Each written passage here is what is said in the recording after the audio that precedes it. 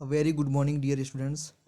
यह इलेक्ट्रोस्टैटिक्स का है लेक्चर नंबर 3 और इसमें हम लोग बेस्ट ऑब्जेक्टिव करने वाले हैं आपके एग्जामिनेशन पॉइंट ऑफ व्यू से। और इसमें जितने भी क्वेश्चन मैं कराने वाला हूँ मोस्ट वीवीआई क्वेश्चन है जो कि आपके आगामी एग्ज़ाम जो 1 फरवरी से स्टार्टअप होने वाले हैं उसमें 100% पूछे जाएंगे। यह जो लेक्चर है यह प्योर इंग्लिश लैंग्वेज में है। अगला जो लेक्चर आएगा वो प्योर हिंदी लैंग्वेज में आएगा। तो ज़्यादा से ज़्यादा स्टूडेंट्स के बीच हमारे वीडियोज़ को शेयर करें। तो आइए टाइम को वेस्ट किए बिना लेक्चर की शुरुआत करते हैं। इस लेक्चर का फर्स्ट क्वेश्चन है the force acting by 1 coulomb of charge at distance 1 metre on same charge. मतलब क्या हुआ? मतलब ये हुआ कि 1 कूलम का चार्ज है। कितना? 1 कूलम का चार्ज है, 1 मीटर की दूरी पर रखा है, एक और 1 कूलम का ही चार्ज। तो बताइए कितना फोर्स लगाएगा। तो मैं आपको बता दूं, आपने बच्चों कूलम्स लॉ पढ़ा होगा। F इज इक्वल टू होता है Q1 इंटू Q2 अपन में R²। तो यहाँ भी 1 रखिए, यहाँ भी 1 रखिए, यहाँ भी 1 का स्क्वायर कीजिए। मतलब ओवरऑल F बराबर क्या आएगा? K आएगा। क्या आएगा? K आएगा। ओवरऑल F बराबर क्या आएगा बच्चों? F is equal to K आएगा। और K का मान तो आपने पढ़ा ही होगा ना, 9 इंटू 10 का पावर 9 होता है। 9 इंटू 10 का पावर 9 होता है। इस हिसाब से इसका आंसर हो जाएगा option number C, 9 into 10 to the power 9 newton. Clear है? समझेंगे आप लोग? तो चलिए, यही इसका फार्मूला है। कूलम्ब्स तो याद होना चाहिए। F इज इक्वल टू के Q1 into Q2 upon R²। इसी को बच्चों कहते हैं कूलम्ब्स लॉ। क्या कहते हैं? कूलम्ब्स लॉ वीवीआई क्वेश्चन है। ठीक है, तो आइए बढ़ते हैं नेक्स्ट क्वेश्चन पे। आई होप कि इसको आप बेहतर ढंग से समझ चुके होंगे। जो नेक्स्ट क्वेश्चन है वो बहुत वीवीआई क्वेश्चन है। कह रहा है which charge is not possible. मतलब कि इसमें कौन सा चार्ज पॉसिबल नहीं है। तो आपको पता है Q बराबर होता है plus minus NE। Quantization of charge आपने पढ़ा होगा। क्या? क्वांटाइजेशन ऑफ चार्ज पढ़ा होगा। Q is equal two plus minus NE। मतलब कोई भी चार्ज फंडामेंटल चार्ज का n टाइम्स होता है। मतलब +1 -1 ऐसे होता है। मतलब इंटीजर मल्टीपल्स होता है। तो आइए चेक कर लेते हैं। मतलब 16। और आपको पता है 1 इलेक्ट्रॉन में कितना चार्ज होता है? 1.6 into 10 to the power minus 19 coulomb होता है। यानी कि इसका मल्टीपल होगा। क्या होगा? इसका मल्टीपल होगा। यानी 1.6 होगा, नहीं तो 3.2 होगा। मतलब कि 16 का टेबल पढ़ लो आप लोग। 16 में 16, 62, 32 ऐसे कर लो। तो आओ जरा देखते हैं इसमें कह रहा है कौन सा पॉसिबल नहीं है। जरा देखो तो, ये तो पॉसिबल है बिल्कुल। फिर 16 यहाँ 32 है, ये भी पॉसिबल है। 3.2, 6.4 ये भी पॉसिबल है। कौन पॉसिबल नहीं? ये C नंबर। यानी कि इसका आंसर हो जाएगा ऑप्शन नंबर C। क्योंकि क्वेश्चन ने पूछा है कौन सा पॉसिबल नहीं है। तो जब कभी भी ऐसा क्वेश्चन आए तो आप यही फार्मूला लगाना, Q is equal to NE। Q is equal to NE और आप N निकाल लेना, Q/E कर लेना, Q/E कर लेना, N निकाल लेना। ठीक है ना बच्चों? और जैसे ही आप N का मान निकाल लेंगे, अगर N आपका पॉजिटिव इंटीजर आया तो फिर इसकी वैल्यू क्या मानी जाएगी? मैंने N इज इक्वल टू अगर आपका 1 2 3 डॉट डॉट डॉट आया तो सही है। अब वहीं N की वैल्यू अगर आपकी फ्रैक्शन में आने लगी 1/2 0.5 आने लगी तो फिर समझ जाना कि इसका ये ऐसे चार्ज पॉसिबल नहीं है। तो आई होप कि आप समझ गए होंगे। इसका आंसर हो जाएगा ऑप्शन नंबर C हो जाएगा बच्चों। ठीक है, तो आइए अब बढ़ते हैं नेक्स्ट क्वेश्चन। नेक्स्ट क्वेश्चन है हमारा the ratio of magnitude of charge acting between charge of 1 microcoulomb and 5 microcoulomb. मतलब एक 1 माइक्रोकूलम का चार्ज है और एक 5 माइक्रोकूलम का चार्ज है। तो कह रहा है कि इन दोनों द्वारा एक दूसरे पर लगाए गए फोर्स का रेशियो होगा। मतलब कि ये इस पर कितना फोर्स लगा रहा है इसको निकालिए, फिर ये इस पर कितना फोर्स लगा रहा है इसको निकालिए और इसका रेशियो निकालिए। तो मैं आपको बता दूँ इसका रेशियो हमेशा 1:1 आएगा। ठीक है, क्या आएगा? 1:1 आएगा। क्योंकि यहाँ पे न्यूटन्स लॉ वैलिड होता है। न्यूटन्स लॉ क्या होता है ना कि हर एक क्रिया के बराबर एक विपरीत प्रतिक्रिया होती है। To every action there is equal and opposite reaction. तो यहाँ पर होता ये है ना कि एक 1 माइक्रोकूलम का चार्ज है और एक 5 माइक्रोकूलम का चार्ज है। ठीक है, तो ये इस पर जितना फोर्स लगाएगा ये इस पर उतना ही फोर्स लगाएगा। जैसे मान लीजिए कि F मतलब 10 न्यूटन ये लगा रहा है तो 10 न्यूटन ये भी लगाएगा। जब आप इसका रेशियो निकालिएगा तो 1:1 आएगा। क्लियर है ना बात? इसलिए इसकी वैल्यू हो जाती है ऑप्शन नंबर C करेक्ट हो जाता है। ठीक है, चलिए तो नेक्स्ट क्वेश्चन 24 नंबर क्वेश्चन है if electric field intensity is vector E। मतलब electric field intensity vector E है आपका और area of surface vector A है आपका। तो आपसे पूछ रहा है कि फ्लक्स की वैल्यू होगी। The flux passing through the surface is given by. तो आपको मैं बता दूँ फाई इज इक्वल टू होता है बच्चों vector E dot vector A। Phi बराबर क्या होता है? Vector E dot vector A होता है, याद रखिएगा। और फाई जो है यह फ्लक्स का क्या है?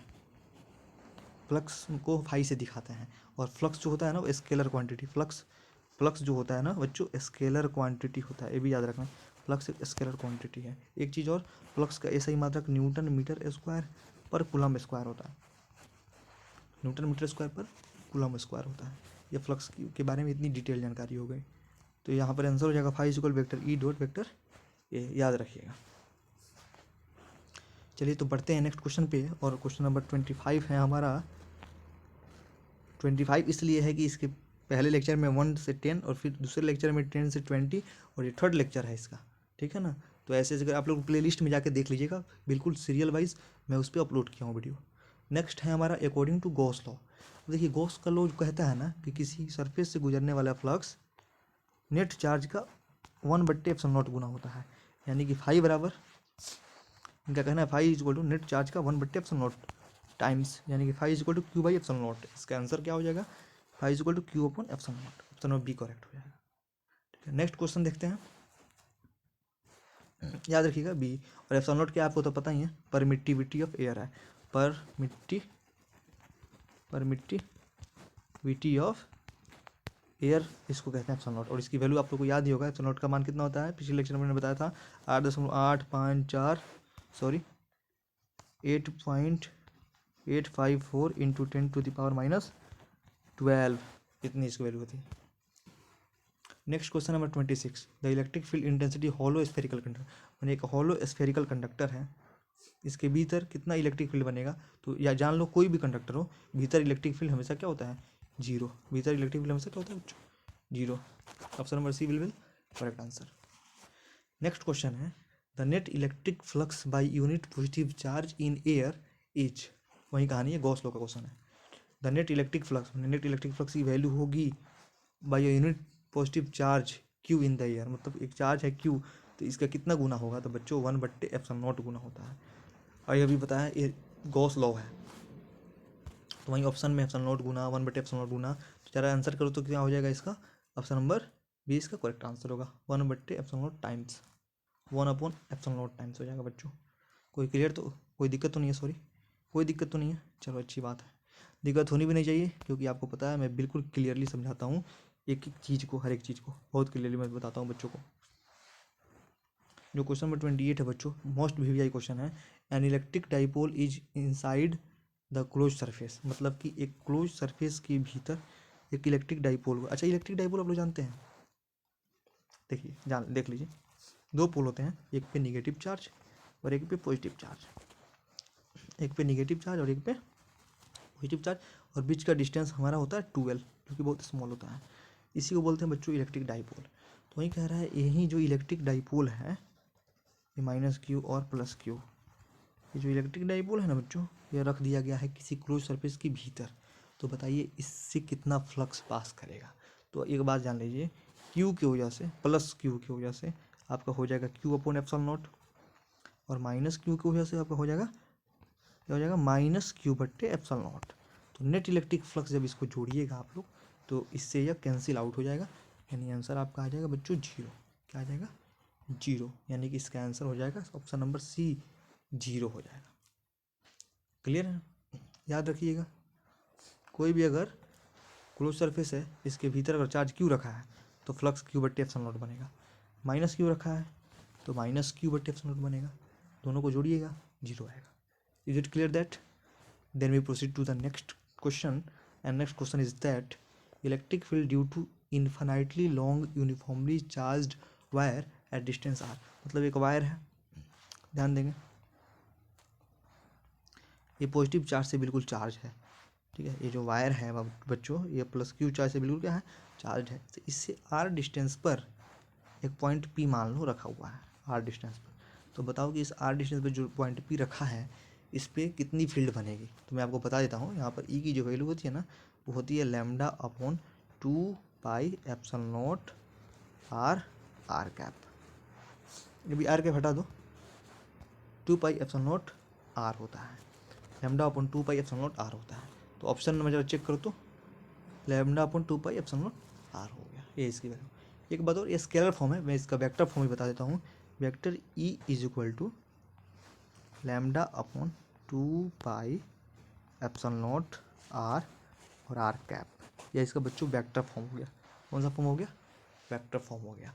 आर कैप क्या है? तो आपको पता है यूनिट वेक्टर। और आर कैप का मान अगर आ जाता है एग्जाम में तो आर कैप बराबर हो जाएगा बच्चों vector R upon mod vector are.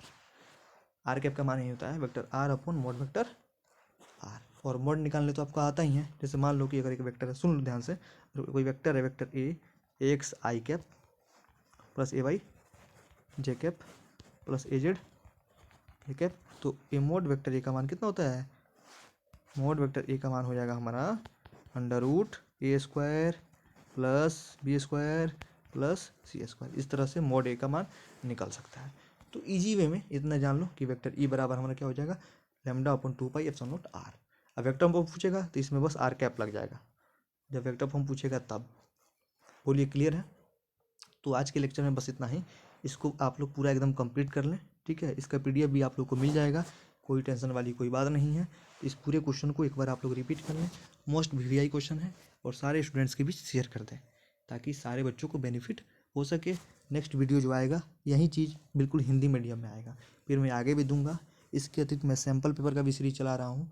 अब तक सैम्पल पेपर का एक वीडियो मैं डाला हूँ, आप लोग उसको भी ज़रूर देखें क्योंकि मोस्ट वीवीआई क्वेश्चन है क्लास 12th बोर्ड के लिए। और बच्चों ज़्यादा से ज़्यादा स्टूडेंट्स के बीच शेयर कर दो ताकि लगभग हर बच्चों को इस वीडियोज़ का फ़ायदा हो सके, ठीक है? तो आज के लेक्चर में इतना ही। पढ़ाई करते रहिए। All the very best.